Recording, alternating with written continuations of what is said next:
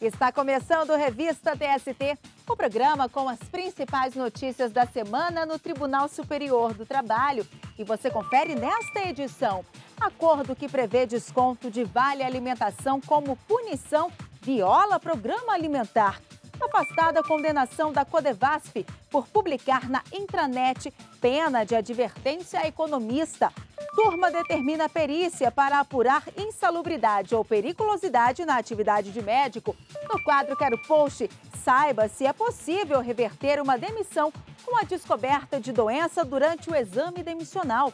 O Revista TST está no ar.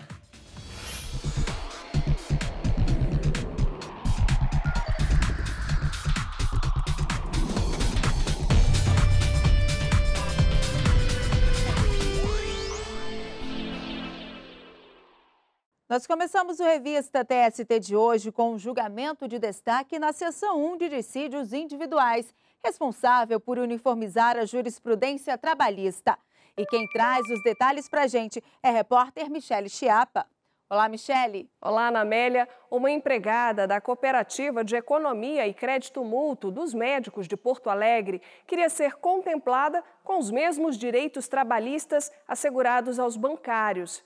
A categoria bancária tem jornada de 6 horas e a empregada solicitou o mesmo tratamento. Ela queria receber o pagamento das horas extras trabalhadas. Ao julgar o caso, a 8ª turma havia entendido ser aplicável a súmula 55 do TST, que estabelece que as empresas de crédito, financiamento ou investimento, também denominadas financeiras, equiparam-se aos estabelecimentos bancários para os efeitos do artigo 224 da CLT. Mas na SDI1, os ministros tiveram outro entendimento. Acompanhe na reportagem. Na SDI1, o relator do caso, ministro Vieira de Mello Filho, ressaltou que está pacificado no TST nos termos da orientação jurisprudencial 379 da SDI1, que os empregados de cooperativas de crédito não se equiparam a bancário, para efeito de aplicação do artigo 224 da CLT, em razão da inexistência de expressa previsão legal. De acordo com a consolidação das leis do trabalho no artigo 224, a duração normal do trabalho dos empregados em bancos, casas bancárias e Caixa Econômica Federal será de 6 horas contínuas nos dias úteis. Os ministros entenderam que a norma não contemplava a empregada, que era financiária, e restabeleceram o entendimento do Tribunal Regional do Trabalho da 4ª Região no Rio Grande do Sul. Assim, acabou sendo modificada a decisão da 8ª turma do TST, que defendia ser aplicável a súmula 55 do TST. Pela súmula, as empresas de crédito, financiamento ou investimento, também denominadas financeiras, equiparam-se aos estabelecimentos bancários para os efeitos do artigo 224 da CLT. O relator na SDI1 reforçou a OJ 379 da SDI1. Afigura assim própria aplicação, no caso concreto, do entendimento consagrado na súmula 55 do TST, que é expressa ao referir-se às empresas de crédito, financiamento ou investimento, também denominadas financeiras, categoria em que não se enquadram as cooperativas de crédito, consoante a legislação citada na orientação jurisprudencial 379 da SDI1. A decisão foi por maioria. Ficou vencido o ministro José Roberto Freire Pimenta. E a seção de dissídios coletivos declarou nulos 2 parágrafos do acordo coletivo firmado entre uma empresa de logística de Belém do Pará e o sindicato da categoria. O acordo permitia descontos no vale alimentação em caso de falta, justificado ou não, do empregado. O entendimento da seção de dissídios coletivos muda a decisão do Tribunal Regional do Trabalho da 8ª Região, que abrange Pará e Amapá. O regional julgou improcedente a ação anulatória proposta pelo Ministério Público do Trabalho quanto aos parágrafos 3º e 5º da cláusula 5ª do acordo coletivo, com vigência de 2016 a 2017. Para o Tribunal Regional do Trabalho, a relativização do direito ao vale alimentação pode ser objeto de negociação coletiva. De acordo com o parágrafo 3º, o empregado que tivesse faltas justificadas ou não teria descontado o vale alimentação. E segundo o parágrafo 5º, caso o empregado reivindicasse na Justiça do Trabalho o pagamento de horas extras, sob a alegação de que não teria usufruído o intervalo fixado na cláusula, deveria devolver à empresa o valor correspondente ao benefício. Mas o MPT recorreu ao TST, argumentando que a redução do benefício desvirtua a finalidade do Vale Alimentação e pune duplamente o empregado que, além de não gozar do intervalo intrajornada, tem descontado do salário parte do valor do benefício. A relatora do recurso ordinário na SDC, ministra Kátia Magalhães Arruda, chamou a atenção para o fato de que a empregadora participa do Programa de Alimentação do Trabalhador, instituído pela Lei 6.321 de 1976. A legislação prevê benefícios como a dedução de imposto sobre a renda das empresas participantes e tem por objetivo a melhoria da situação nutricional dos empregados. A ministra acrescentou ainda que uma portaria da Secretaria de Inspeção do Trabalho, ligada ao Ministério do Trabalho, veda à empresa participante do programa suspender, reduzir ou suprimir o benefício a título de punição do empregado e também proíbe a empregadora de utilizar o Vale Alimentação como prêmio. Com esses fundamentos, a SDC, por unanimidade, deu provimento ao recurso ordinário do Ministério Público do Trabalho e declarou a nulidade dos parágrafos 3º e 5º da cláusula 5ª. E fique ligado, o Tribunal Superior do Trabalho definiu o horário de expediente e atendimento ao público no dia 27 de junho, quarta-feira, dia de jogo do Brasil na Copa do Mundo. O tribunal irá funcionar das 8 da manhã até 12h30. Com isso, os prazos processuais que se encerrarem nesta data ficarão prorrogados para o primeiro dia útil subsequente. E depois do intervalo, saiba se é possível reverter uma demissão a partir da descoberta de doença durante o exame demissional. É no quadro Quero Post.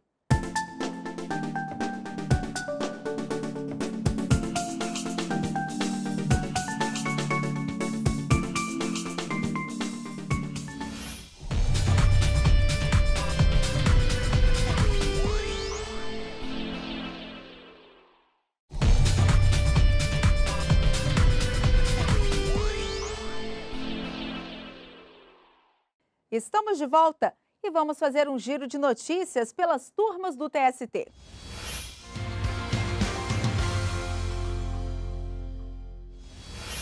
E eu começo o nosso giro com um destaque da 5ª turma. A turma reformou decisão do TRT da 10ª região, que abrange o DF e o Tocantins, que havia condenado a Companhia de Desenvolvimento dos Vales do São Francisco e do Parnaíba, Codevasf, por publicar na intranet a pena de advertência aplicada a uma economista. Para o TRT, a empresa extrapolou o poder diretivo. No recurso ao TST, a Codevasf argumentou que a publicidade do ato é uma consequência obrigatória imposta no âmbito da administração pública federal. Ao julgar o recurso, o relator, ministro Breno Medeiros, entendeu que não houve abuso de direito na publicação do ato, porque, como integrante da administração pública indireta, a empresa agiu em obediência à necessidade de publicação dos atos administrativos. E a 3ª turma aumentou a indenização a ser paga a inspetor que desenvolveu asma brônquica por exposição ao amianto. No Tribunal Regional do Trabalho da 15ª Região, em Campinas, o inspetor alegou que durante 7 anos ficou exposto ao amianto enquanto inspecionava peças e produtos. De acordo com o empregado, foi identificada em laudo médico a presença de nódulos cancerígenos na base esquerda do pulmão e a doença acabou incapacitando o profissional para o trabalho. Por isso, ele pediu indenização por dano moral no valor de R$ 317 mil. A empresa afirmou que o empregado nunca havia trabalhado em atividade que pudesse prejudicar a saúde dele. O Tribunal Regional do Trabalho em Campinas reduziu o valor da indenização de R$ 300 mil, fixado em primeiro grau, para R$ 15 mil.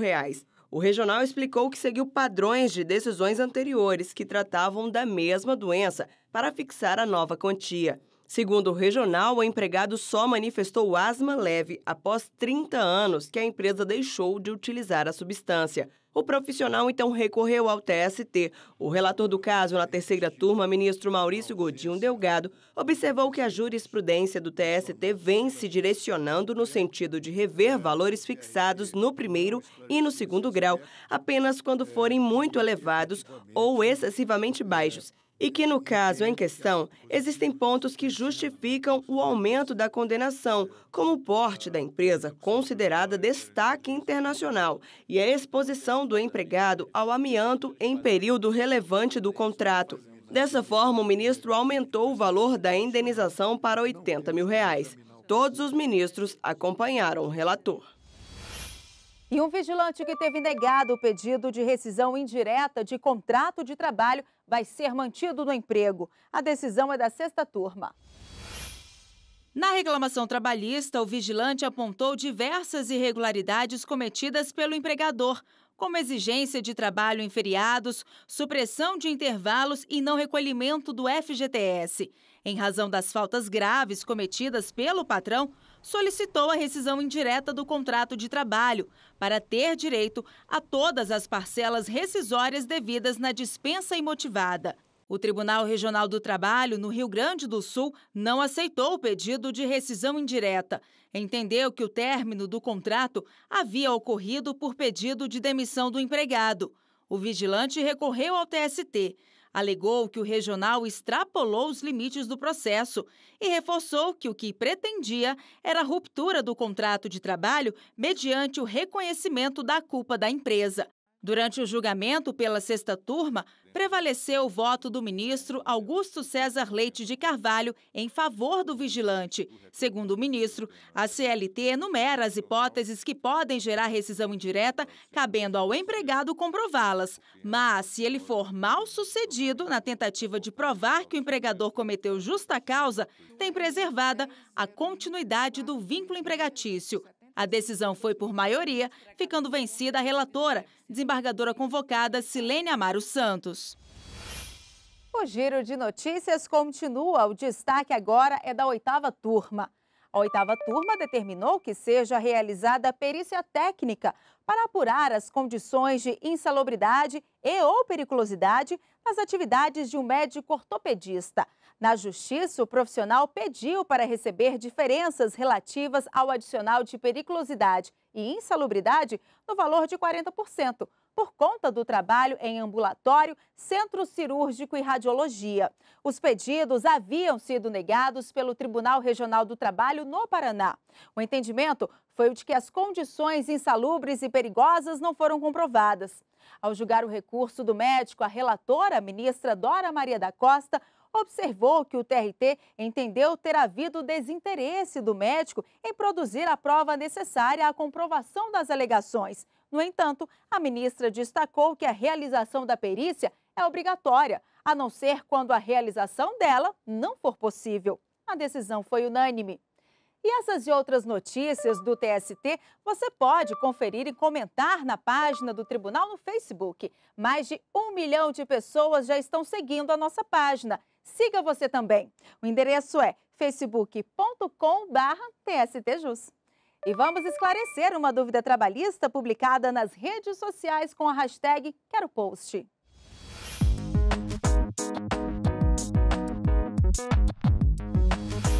E a dúvida de hoje, publicada no Facebook com a hashtag QueroPost, é da Cristina e ela quer saber como proceder se, feito o exame demissional, o médico constatar que houve dano à saúde do trabalhador.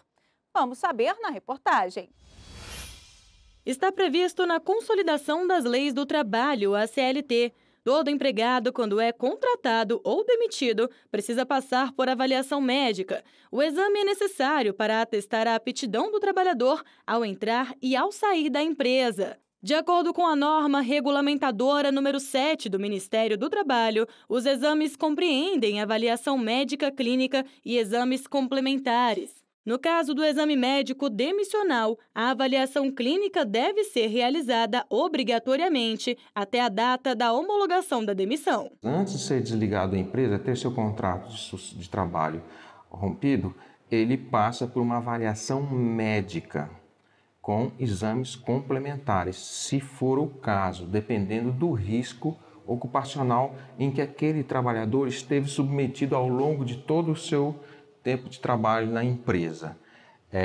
Esse exame clínico e de complementares, eles têm por objetivo avaliar se o servidor contraiu alguma doença, algum agravo à saúde, para que ele, então, ao ser desligado da empresa, ele esteja apto a procurar um outro vínculo no mesmo cargo, sem qualquer problema, sem ter tido nenhum dano à saúde. Se durante o exame demissional ficar constatada a ocorrência ou agravamento de doenças profissionais, o médico ou encarregado deve solicitar à empresa a emissão da Comunicação de Acidente do Trabalho, a CAT, além de encaminhar o trabalhador à Previdência Social para estabelecer o nexo causal, avaliar a incapacidade e definir a conduta previdenciária em relação ao trabalho. O médico deverá fazer o encaminhamento deste trabalhador para que ele se trate dessa doença. Ele pode, por exemplo, se for necessário o afastamento por mais de 15 dias, receber o auxílio-doença e ser encaminhado para a Previdência Social. O ministro alerta ainda que, em caso de doença ocupacional, o empregado tem direito à estabilidade. Se constatado que esta doença é decorrente do exercício das atividades laborais, ou seja, uma doença ocupacional que é proveniente das atividades laborais, aí sim a lei assegura a estabilidade, a garantia do emprego para além, inclusive, da alta previdenciária, 1 ano após a alta previdenciária. O artigo 201 da CLT prevê multa como punição para a empresa que não realiza o exame demissional. Os ministros da 4ª turma do Tribunal Superior do Trabalho julgaram um caso em que um ex-empregado da Companhia Riograndense de Telecomunicações pedia reintegração ao emprego porque não havia sido realizado o exame demissional. A turma entendeu, no entanto, que a falta do exame médico não acarreta a nulidade da dispensa do empregado, embora seja uma obrigação prevista em lei. E no próximo bloco, as notícias que marcaram a semana no Tribunal Superior do Trabalho.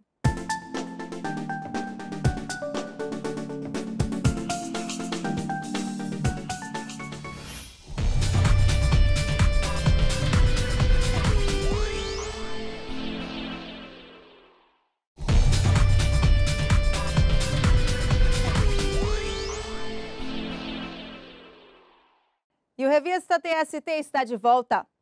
Você já conhece a série de vídeos do TST Tome Nota? Disponível no canal do Tribunal no YouTube, a série traz informações sobre os direitos trabalhistas de forma didática e dinâmica. A cada semana, um novo vídeo com temas como adicional noturno, férias e 13º salário, por exemplo, é publicado no canal. Se você quiser receber notificações sobre os novos vídeos, é só se inscrever no TST Tube. O endereço é youtube.com/TST. E veja outras notícias que marcaram a semana no Tribunal Superior do Trabalho. Violência no trabalho, enfrentamento e superação é o tema do programa Trabalho Seguro para o biênio 2018-2020. Aprovada pelo presidente do TST e do CSJT, ministro Brito Pereira, a temática tem o objetivo de conscientizar a sociedade sobre a importância de combater práticas que ocorrem no ambiente do trabalho e que podem resultar em problemas físicos e psicológicos. Estão previstas ações voltadas para empregados, empregadores e gestores com o intuito de prevenir situações como essas, estimulando um bom ambiente de trabalho. O Tribunal Superior do Trabalho doou 300 computadores para a Advocacia Geral da União. Os equipamentos, que não são mais usados no TST, estão em perfeito estado de conservação. O termo de doação foi assinado pelo presidente, ministro Brito Pereira. Felizmente, nós não temos essa carência, então nós estamos dividindo um pouco que nós temos aqui. Eles foram muito úteis aqui no Tribunal Superior do Trabalho e certamente serão igualmente muito úteis lá na Advocacia da União. Nós temos ainda uma precariedade muito grande em termos de estrutura, em termos de mobiliário, em termos de equipamentos, e essa doação é muito especial para nós. O TST promoveu 2 audiências públicas sobre o pagamento de adicionais de periculosidade e insalubridade aos agentes da Fundação Casa em São Paulo. Juristas, sociólogos, peritos, psicólogos e outros representantes da sociedade apresentaram considerações relativas aos adicionais, com o objetivo de auxiliar os ministros do TST na solução de questões jurídicas sobre o tema. As audiências foram presididas pelo ministro Hugo Carlos Schoemann. E o TST vai disponibilizar para todos os órgãos públicos que tiverem interesse o código-fonte do sistema e-Social JT. As instituições poderão manter sistemas próprios e, sem custo adicional, utilizar a ferramenta desenvolvida pela Justiça do Trabalho para enviar as informações de forma padronizada, segura e confiável para o e-Social do Governo Federal. O e-Social é um projeto que vai unificar o envio de informações dos empregados pelos empregadores.